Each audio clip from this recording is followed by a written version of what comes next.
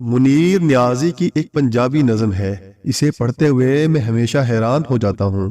وقت اور اس کی بے ثباتی کو اس نظم سے بہتر انداز میں بیان کرنا ممکن دکھائی نہیں دیتا۔ نظم کا عنوان ہے ویلے تو وڈی کوئی حقیقت، یعنی وقت سے بڑھ کر بھی ایک حقیقت۔ بنیادی پیغام اس نظم کا یہ ہے کہ ہر وقت کا اپنا سچ ہوتا ہے۔ وقت بدلنے کے ساتھ ساتھ سچ بھی بدلتا رہتا ہے اور اس کی حمایت میں نئے دلائل ایجاد کرنا ہوتے ہیں۔ اس کے علاوہ تلخ ترین حقیقت یہ بھی ہے کہ آون والی کل دی رات اے بتی نہیں جلنی، سادہ لفظوں میں یوں کہہ لیں کہ جو سوچ ہمیں آج راستہ دکھاتی روشنی کی طرح محسوس ہو رہی ہے، آنے والے دنوں میں بجھ چکی ہوگی۔ وقت کے ساتھ بدلتی حقیقتوں کے بارے میں تواتر اور تسلسل سے غور کرنے کو اس موضوع کی وجہ سے مجبور ہو رہا ہوں جو ان دنوں ریگولر اور سوشل میڈیا پر چھایا ہوا ہے۔ جی ہاں، وہی موضوع جو نواز شریف کی 21 اکتوبر کے دن وطن واپسی کو زیر بحث لائے چلا جا رہا ہے۔ اس موضوع پر آگے بڑھنے سے قبل التجا کروں گا کہ اس حقیقت کو بھی ذہن میں رکھیں کہ 2019 کے آخری مہینے میں جب نواز شریف کو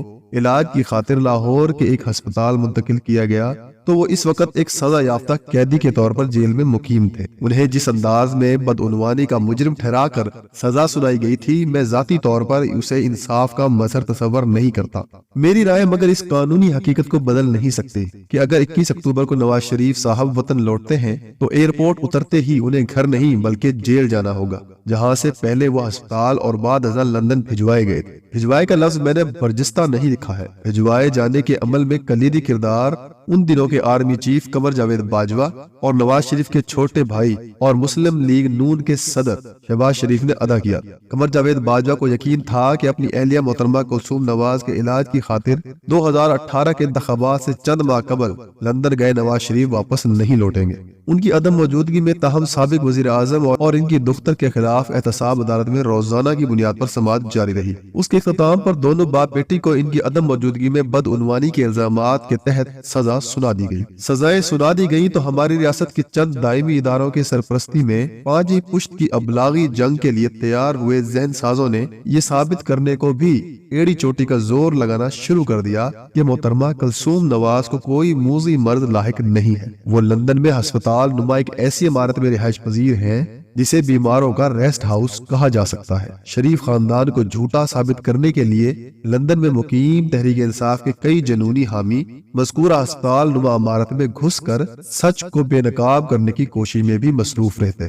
ان کی سفاکی شریف خاندان سے انتھی نفرت میں حیران کن فراغ دلی سے برداشت کر لی گئی۔ بہرحال 25 جولائی 2018 کا دن انتخاب کے لیے طے ہو گیا۔ اس کے انعقاد سے چند روز قبل نواز شریف اپنی شریک حیات کو بستر مرگ پر چھوڑ کر مریم نواز سمیت لاہور آ گئے۔ مجھے 100% یقین ہے کہ لاہور لوٹتے ہوئے نواز شریف کو ہرگز یہ امید نہیں تھی کہ ان کے استقبال کے لیے جمع ہجوم اپنی تعداد اور جذبے سے ریاست کو دہلا کر رکھ دے گا۔ وہ انہیں ایئرپورٹ سے گرفتار کرنے کی ہمت نہیں دکھائے گی۔ ملکی سیاست کے دیرینہ کھلاڑی ہوتے ہوئے وہ جبلی طور پر جانتے تھے کہ 2018 کے انتخابات سے قبل وہ لاہور ایئرپورٹ اتر کر اپنی بیٹی سمیت جیل نہ گئے تو تحریک انصاف 2/3 اکثریت کے ساتھ وفاق، پنجاب اور خیبر پختونخوا میں حکومتیں بنانے میں کامیاب ہو جائے گی۔ اس کے چند برس بعد ہی مسلم لیگ نون ویسے ہی بھلا دی جائے گی جیسے قیوم خان اور ممتاز دولتانہ کی قیادت میں قائم مسلم لیگ ماضی میں بھلا دی گئی تھی۔ 25 جولائی 2018 کے دن نواز شریف کا جرأت سے وطن لوٹنا درست فیصلہ ثابت ہوا۔ ان کی جماعت اکثریت تو حاصل نہ کر پائی مگر RTS بیٹھ جانے کے باوجود وسطی پنجاب میں ان کا ووٹ بینک پوری قوت سے موجود دکھائی دیا۔ اس روز آئے نتائج نے ان دنوں کے آرمی چیف قمر جاوید باجوہ کو بوکھلا دیا تھا۔ جنرل فیض حمید ان کے کلیدی سیاسی انجینئر تھے۔ 26 جولائی کو انہیں طلب کر کے باجوہ صاحب نے نہایت درشت الفاظ میں اپنے غصے کا اظہار کیا تھا۔ اپنے دفاع میں فیض حمید مصر رہے کہ نواز شریف کی گرفتاری نے متوقع نتائج فراہم کرنے میں رکاوٹ ڈالی۔ عمران خان کو وزیر اعظم کے منصب پر بٹھانے سے قبل ہی لہٰذا فیصلہ ہو گیا تھا کہ نواز شریف کو جیل سے باہر نکال کر لندن بھیجنے کی کوئی صورت نکالی جائے۔ سوچا گیا کہ اس کا حصول شہباز شریف کے تعاون کے بغیر ممکن نہیں۔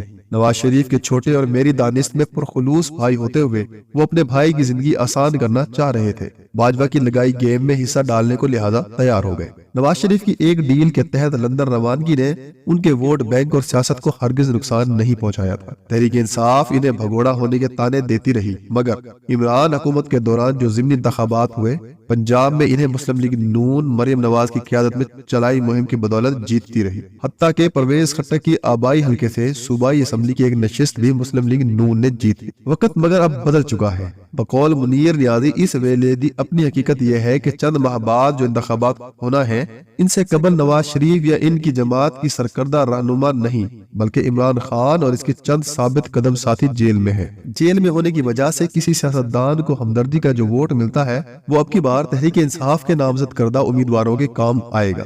گزشتہ 5 ہفتوں میں سے روزانہ کی بنیاد پر بازاروں میں عام افراد سے گپ شپ لگا رہا ہوں۔ میرا ون مین سروے مجھے بتا رہا ہے کہ شہباز حکومت کی قیادت میں اپریل 2022 میں جو حکومت قائم ہوئی تھی، اسے دور حاضر کی ناقابل برداشت مہنگائی کا واحد ذمہ دار ٹھہرایا جا رہا ہے۔ ہمارے غریب اور نچلے متوسط طبقے کی اکثریت اس حکومت سے نفرت کی وجہ سے بلے کے نشان پر مہر لگانے کو بےتاب ہے۔